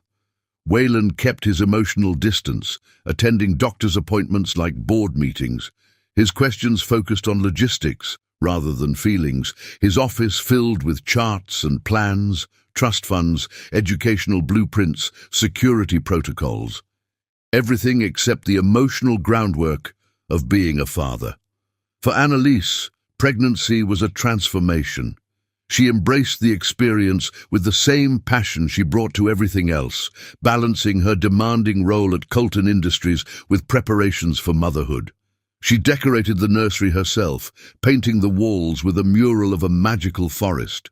She read every book on raising multiples, her laughter filling their once sterile penthouse as she joked about needing the efficiency of a CEO and the patience of a saint. Despite his emotional distance, Waylon was attentive in his own way. He ensured she had the best medical care, hired a nutritionist, and even installed a state-of-the-art nursery monitoring system. His actions spoke of a man trying to fulfill his obligations, yet something deeper, something unspoken, lingered beneath the surface. "Waylon," Annalise said one evening as they sat in the glow of the nursery's soft lights, "you don't have to keep your distance. These babies are yours as much as they are mine." He looked at her, his icy blue eyes flickering with something she couldn't quite place. "I'm not keeping my distance," he said quietly. "I'm preparing." "For what?" "For everything that can go wrong." Annalise sighed, understanding his fears but saddened by his inability to see the joy beneath them. "Sometimes," she said softly, "you have to trust that not everything will go wrong. Sometimes miracles happen." The day of the births arrived like a tempest. Annalise went into labor 3 weeks early, her calm professionalism replaced by sharp, urgent breaths. Waylon, for all his meticulous planning, found himself overwhelmed. The hospital room buzzed with activity, doctors and nurses moving with practiced precision. Waylon stood at her side, his hand in hers, his mask of control cracking as he watched her endure the storm of labor. "You're doing great," he said, his voice low and steady, though his heart pounded in his chest. "You've got this." For hours the battle raged, and then, one by one, the cries of new life filled the room. "Baby A, a boy," the doctor announced, holding up the first newborn. "Baby B, another boy," came the second announcement. "Baby C, a girl." The final cry echoed like a symphony. Waylon's knees nearly gave way as he stared at the tiny miracles before him. The nurses carefully placed each baby in Annalise's arms, her face glowing with maternal joy, even as exhaustion claimed her. "They're perfect," she whispered, tears streaming down her face. Wayland nodded, unable to speak. His world, once so meticulously constructed, had just been irreversibly changed. The births made international headlines. The New York Times ran a front-page story. Colton Triplets, a new era begins.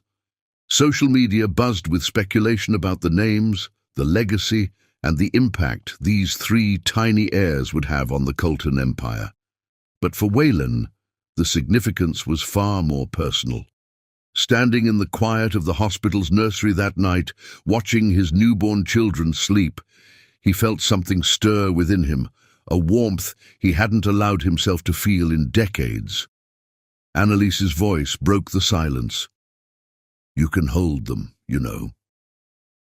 He turned to find her standing in the doorway, her figure silhouetted by the soft light. She walked over, placing their daughter gently in his arms. The tiny weight of her against his chest was both terrifying and grounding. "Meet your daddy," Annalise whispered, her eyes shining with a mixture of love and hope. For the first time in years, Wayland Colton allowed himself to hope too. As he gazed down at his daughter, her brothers sleeping soundly beside her, the Ice King felt the first true crack in his frozen heart. Miracles times 3 had entered his life, and with them came the possibility of a thaw that might finally last. Chapter 11. The Final Test. The Colton penthouse was unusually quiet. The nursery monitors hummed softly, casting a serene glow across the sprawling space. In the nursery, 3 tiny miracles slept peacefully, their rhythmic breaths punctuating the stillness of the night. But in the study, a storm brewed, one that threatened to unravel everything. Wayland Colton sat behind his desk, the weight of his decisions bearing down on him like an iron shroud. Before him lay an envelope, thick and foreboding, containing a single sheet of paper with a number scrawled in bold, $1 million. It was not a bribe, not a purchase, but a test born of years of mistrust and fear. Annalise stood before him, her figure poised but trembling. She had always been the calm in the storm, the bridge between his icy world and the warmth of humanity. But tonight, she was a mother whose heart had been torn by the cruelness of the man she had agreed to build a life with. "What is this?" Her voice cracked as she held up the paper, her eyes brimming with tears. Wayland's face was unreadable, his tone measured as he spoke. "It's an offer." "An offer?" she repeated, her voice rising. "You're offering me money to walk away from my own children? From the life we've created? How dare you, Wayland?" "It's a test," he admitted, leaning forward, his hands clasped tightly. "I need to know—" "Know what?" she interrupted, her tears falling freely now. "Know if I'm like the others? If I'm another Victoria, another Sarah? If I would abandon these children for a check no matter how many zeros? You add?" Wayland's gaze faltered, his own inner conflict written in the tense line of his jaw. "You don't understand. No, you don't understand." Annalise's voice broke, her hands trembling as she clutched the paper. "These children are worth more than all the money in the world. They're pieces of my soul, of our story. How dare you try to price a mother's love?" Wayland's chest tightened at her words, the raw emotion cutting through him like a blade. He had expected anger, indignation, perhaps even scorn, but the depth of her response, the way her voice cracked with the weight of her love for their children, shattered something inside him. "This isn't about them," he said quietly, though the words felt hollow even to his own ears. "It's about me, about trust." Annalise's laughter was bitter, her tears glistening in the low light. "Trust? You think you can measure trust with a dollar amount? Wayland, trust isn't something you test, it's something you give, freely, without conditions." Her words struck deep, peeling back layers of frost that had taken decades to form. For a man who had built his empire on control, on contracts and conditions, the idea of unconditional trust was foreign, terrifying even. I've been betrayed before, he admitted, his voice barely above a whisper. Twice. By people I thought, people I trusted.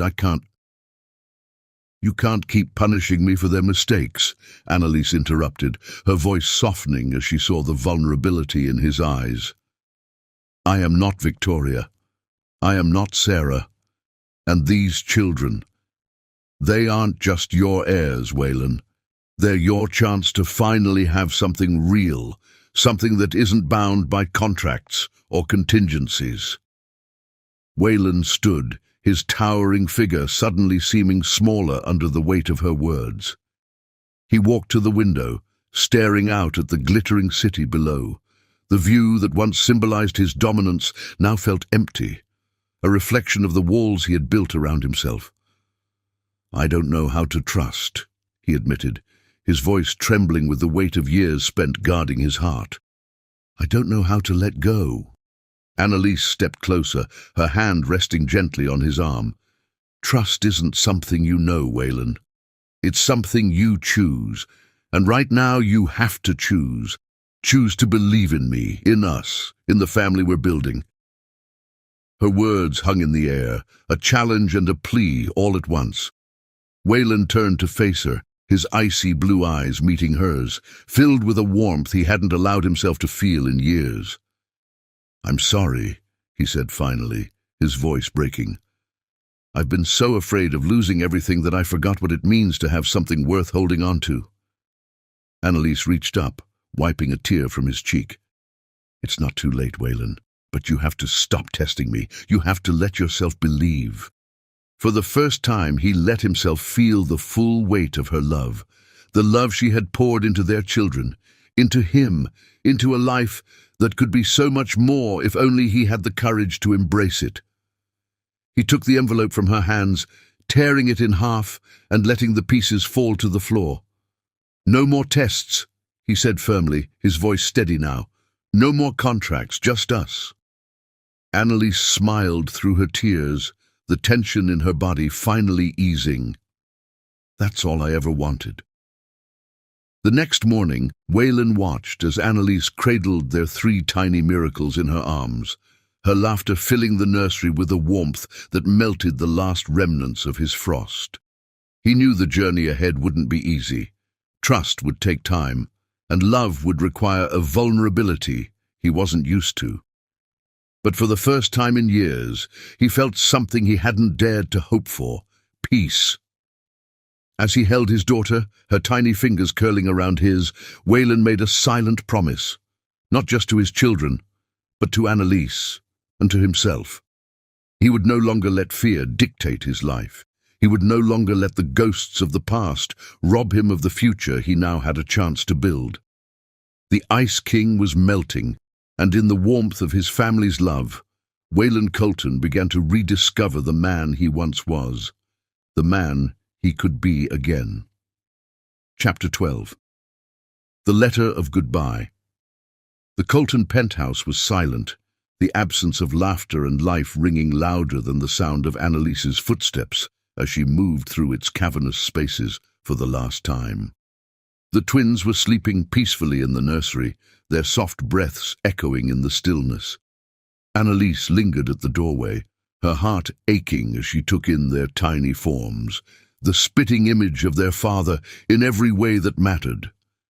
In her hand was the letter, the words that had taken her countless nights to write, every line infused with love, pain, and the hope that one day Waylon would understand. She left the envelope on Waylon's desk, its stark white glaring against the dark mahogany. Inside was not just her farewell, but a piece of her heart, a sacrifice made in the name of a love she had fought so hard to believe in. Waylon returned to the penthouse after 40 days, his absence dictated by business, though his thoughts had rarely strayed from home. The trip had been a whirlwind of meetings and negotiations, yet in the quiet moments between, his mind wandered to Annalise and the children.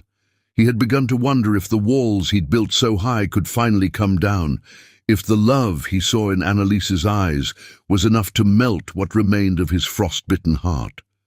But as he stepped into the empty living room, the echo of his footsteps against the marble told him something was wrong. The usual hum of life, the soft coos of the babies, the sound of Annalise humming a lullaby, was absent. "Annalise!" he called out, his voice tinged with uncertainty. There was no reply, only the oppressive silence. His chest tightened as he moved through the apartment, each empty room confirming his growing fear. In the nursery, the babies slept peacefully, their cribs lined neatly as though nothing had changed. But Annalise was gone. His heart pounded as he entered his study, his sharp eyes immediately catching the envelope on his desk. The sight of her handwriting on the front stopped him in his tracks. "Waylon." He sat heavily in his chair, his fingers trembling as they broke the seal. The words inside cut deeper than any betrayal, each line a blade that sliced through the armor he had worn for years. "Dearest Waylon, my heart breaks with each word I write. These past months have taught me that love isn't about contracts or conditions. It's about the way my soul recognizes yours, even when you push me away. Our babies have your eyes, your determination, your spirit. They deserve a father who can love freely, not one trapped in the prison of past pain. I have tried to be the bridge between the man you are and the man I know you can become, but I cannot force you to cross it. Your walls are too high, your fear too great, and I can no longer watch as you hold yourself back from the love that stands before you. I'm leaving not because I don't love you. I leave because I love you too much to watch you suffer in this half-life of distrust. The children will remain with you, as per our agreement. They need at least one parent who can give them a secure future. I know you will protect and provide for them in the only way you know how. And for that, I am grateful. Please know that this isn't a goodbye born of bitterness. It is a farewell of hope. I hope that one day you will find the courage to face your fears, to open your heart, to embrace the love that has always been waiting for you. Until then, I will love you from afar, as I have loved you from the moment I saw the man beneath the Ice King's crown. Know that each night I'll look at the stars and remember the moments when I saw your heart's true light. Those moments were fleeting, but they were enough to illuminate my soul. With eternal love, Annalise Waylon read the letter once, then again, the words searing into his memory. Each sentence brought a fresh wave of pain, stripping away the layers of control he had clung to for so long. By the time he finished, the paper trembled in his hands, damp with the tears he hadn't allowed himself to shed in years. He looked around the empty room, the emptiness a reflection of the life he had built, not just without Annalise, but without trust, without vulnerability, without the love she had so freely offered him. The walls he had erected to protect himself now felt like a prison, and for the first time he saw them for what they truly were. The babies stirred in the nursery, their soft cries breaking the stillness. Waylon rose, his movements mechanical as he made his way to them. He looked down at his children, so small, so innocent, so unaware of the pain their parents carried. His daughter's tiny fingers curled around his, grounding him in a way he hadn't expected. He thought of Annalise's words, "They deserve a father who can love freely."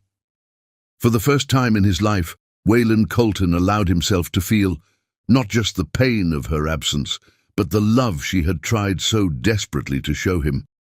It was overwhelming, a flood that threatened to drown him, but he didn't resist it.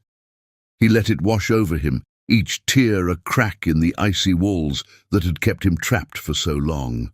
He looked up at the stars, visible through the nursery window, their light a reminder of her parting words. He had lost her, but in doing so, he had found something he hadn't realized he was searching for, the courage to change. The next morning, Waylon stood in the nursery, the letter folded carefully in his pocket. He made a silent vow to his children and to himself. He would find Annalise. He would bring her back, not because he needed her to fulfill a contract, but because he needed her to help him become the man she had always believed he could be. It would not be easy. Love never was. But for the first time, Waylon was willing to try. And as the first rays of dawn broke over the city, illuminating the nursery in soft gold, the Ice King knew his journey was far from over. Chapter 13. The Search. The city buzzed with whispers of Waylon Colton's uncharacteristic mission. Known for his precision and control, the Ice King had embarked on a search that defied his calculated nature. No spreadsheets, no algorithms, just raw determination fueled by regret, guilt, and a love he had been too blind to see in time. Every resource at his disposal was mobilized. Private investigators scoured records, cross-referenced flights, and trawled through CCTV footage. Waylon himself personally oversaw the efforts, a man transformed by the ache of Annalise's absence. The search began with the obvious: hotels, airports, rental agencies, but Annalise had always been a step ahead. Her careful planning left no paper trail, no clues for his investigators to follow. For weeks, Waylon pored over leads that dissolved into dead ends, the frustration building with every false report. "She's not using her name," his lead investigator explained, "but she's traveling light. No credit card use, no large withdrawals. She doesn't want to be found." Waylon's jaw tightened. "Everyone leaves a trace," he said coldly, though his heart ached at the thought of Annalise, alone and determined to stay that way. Find hers. Weeks turned into a month, and Waylon's desperation grew. The city began to notice. Headlines shifted from business speculation to stories of his personal quest. Colton CEO searches for love lost read one particularly biting headline, accompanied by an old photo of Waylon and Annalise at a charity gala. Waylon ignored the publicity, his focus solely on finding her. He spent nights in the nursery, watching his children sleep and clutching the letter she had left behind. Her words haunted him, but they also gave him purpose. He read them so often that he could recite them by heart. "Each night, I'll look at the stars and remember the moments when I saw your heart's true light." It was in the 5th week of the search that a breakthrough finally came. A small bed and breakfast owner in upstate New York recognized Annalise's photo. "Yes, she stayed here," the elderly woman confirmed, her kind eyes softening as she recalled the memory. "She didn't say much, but I could tell she was carrying a heavy heart. She had 3 tiny baby blankets with her, beautiful ones she'd knitted herself. I often found her sitting by the fire at night, holding them and crying." Waylon's chest constricted. He could picture Annalise, the firelight catching the tears on her cheeks, the weight of her love and sorrow tangible in every thread of those blankets. "Is she still here?" he asked, his voice tight with urgency. The woman shook her head. "No, but she left just a few days ago. Headed toward the coast, I believe. She mentioned needing time by the ocean." The search shifted to coastal towns, small seaside villages where Annalise might have sought refuge. Waylon personally visited every lead, driving through quiet streets and scanning beaches for her familiar silhouette. Each passing day chipped away at the icy armor he had spent years constructing. In every town, he asked the same questions, showed the same photo. "Have you seen this woman? She has 3 children, 3 blankets." His voice would falter slightly, the thought of her knitting those blankets for their children, a labor of love she had never mentioned, rendering him vulnerable in ways he wasn't prepared for. Finally, in a quiet New England harbor town, he found her. It was early evening when Waylon arrived, the salty breeze carrying the sound of waves and distant laughter. He approached the owner of a small cafe, who confirmed Annalise had been staying in a nearby cottage. "She comes here every morning," the cafe owner said. "Always orders tea and sits by the window, staring at the ocean. She looks lost." Waylon nodded, his throat tight. "Thank you." The cottage was modest, its white clapboard siding glowing in the fading sunlight.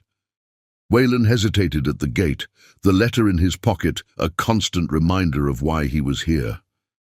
He took a deep breath and walked to the door, his heart pounding as he raised his hand to knock.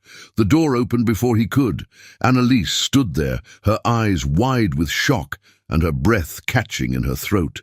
She looked different, softer, more fragile, but the strength he had always admired still radiated from her. "Wayland," she whispered, her voice a mixture of surprise and guarded emotion. "I found you," he said simply, his voice heavy with relief and exhaustion. She stepped back, allowing him inside without a word. The cottage was warm, filled with the soft hum of the ocean and the faint scent of lavender. On the couch lay the 3 baby blankets, neatly folded but well loved. "Why are you here?" she asked finally, her arms crossing defensively as she leaned against the wall. Wayland reached into his pocket, pulling out her letter. "This," he said, holding it up, "this is why. Because I read it 100 times, and every time I did, I realized what a fool I've been." Her eyes filled with tears, but she didn't speak. "I tested you," he continued, his voice breaking. "I doubted you, pushed you away, made you feel like you weren't enough. But Annalise, you were always enough. I was the one who wasn't." "Wayland," she began, but he shook his head, stepping closer. "I don't deserve you," he said, his voice raw.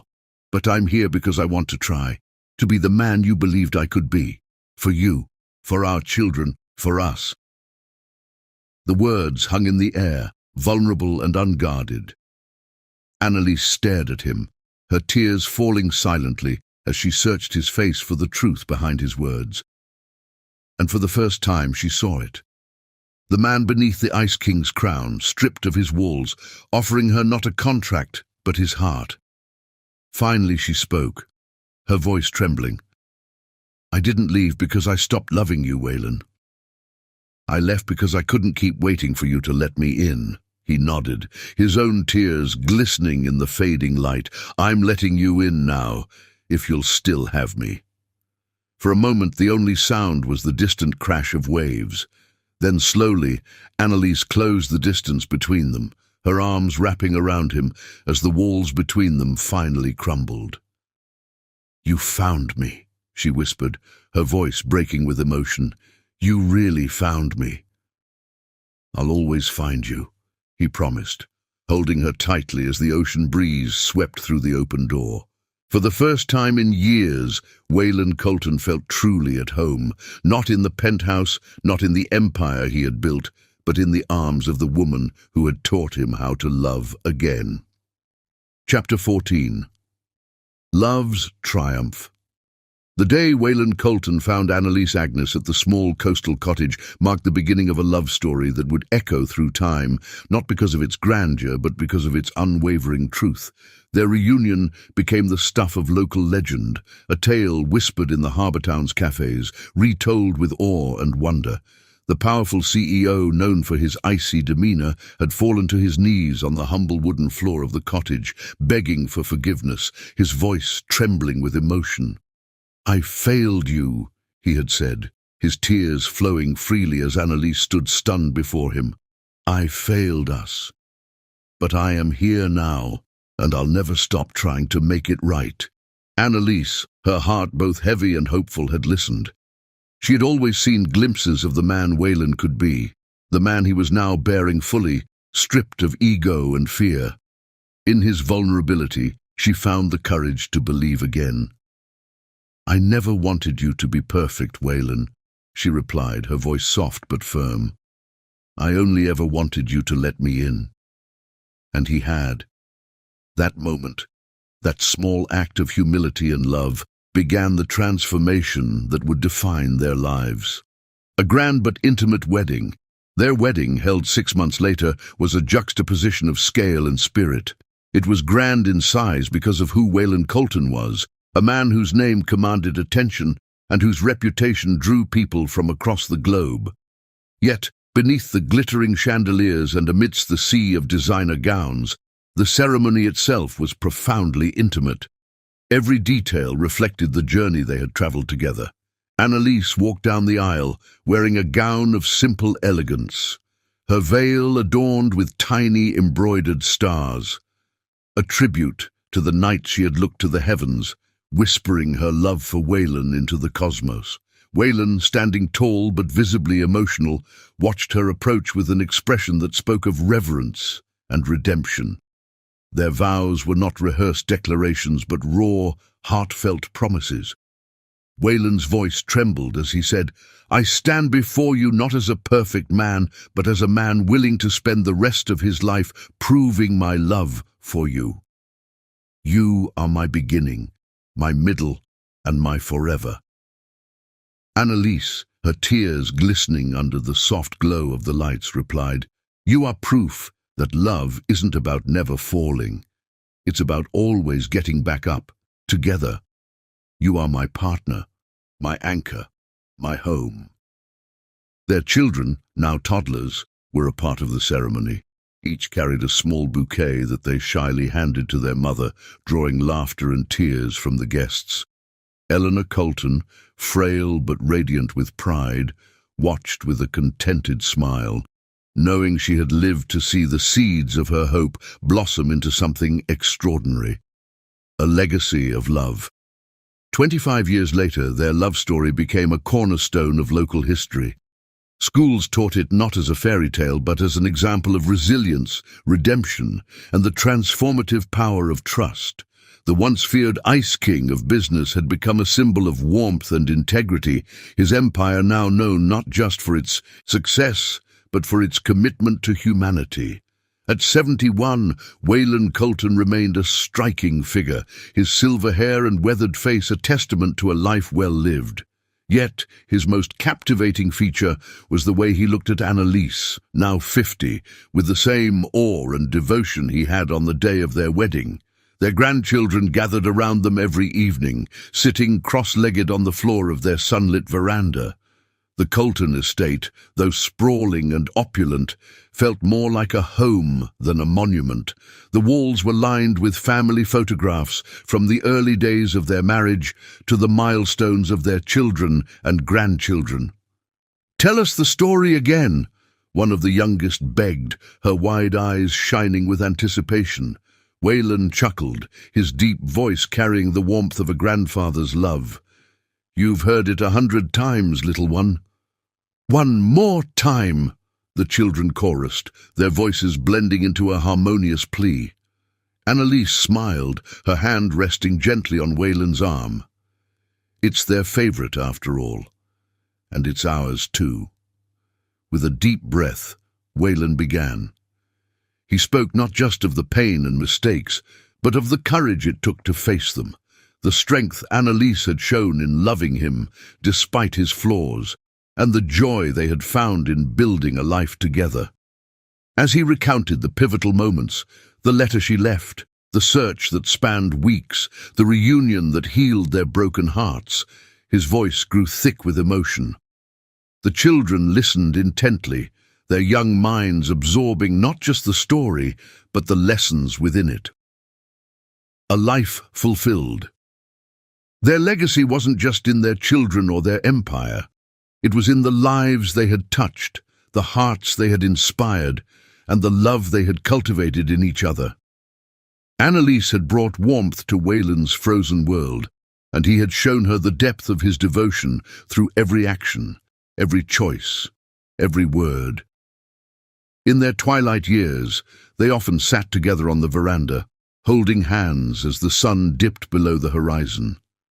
The love that had once seemed so fragile had become their greatest strength, a light that had guided them through the darkest of times. "Do you ever think about the beginning?" Annalise asked one evening, her voice soft and contemplative. Waylon smiled, his thumb gently tracing circles on her hand. "I think about how close I came to losing it all, and how lucky I am that you stayed long enough for me to find you again." Annalise rested her head on his shoulder, her heart full. You found me because you finally let yourself be found. Message to the betrayed, cheated, and divorced. At the heart of Waylon and Annalise's story lies a message for those who have faced betrayal, heartbreak, or loss.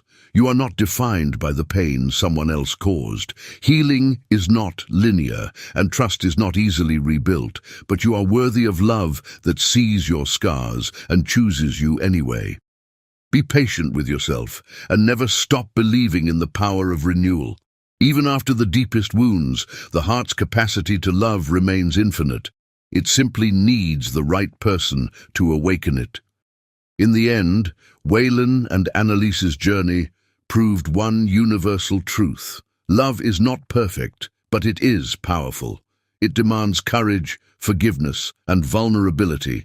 But for those willing to embrace its challenges, it offers the greatest reward, a life lived in the light of connection, trust, and true partnership.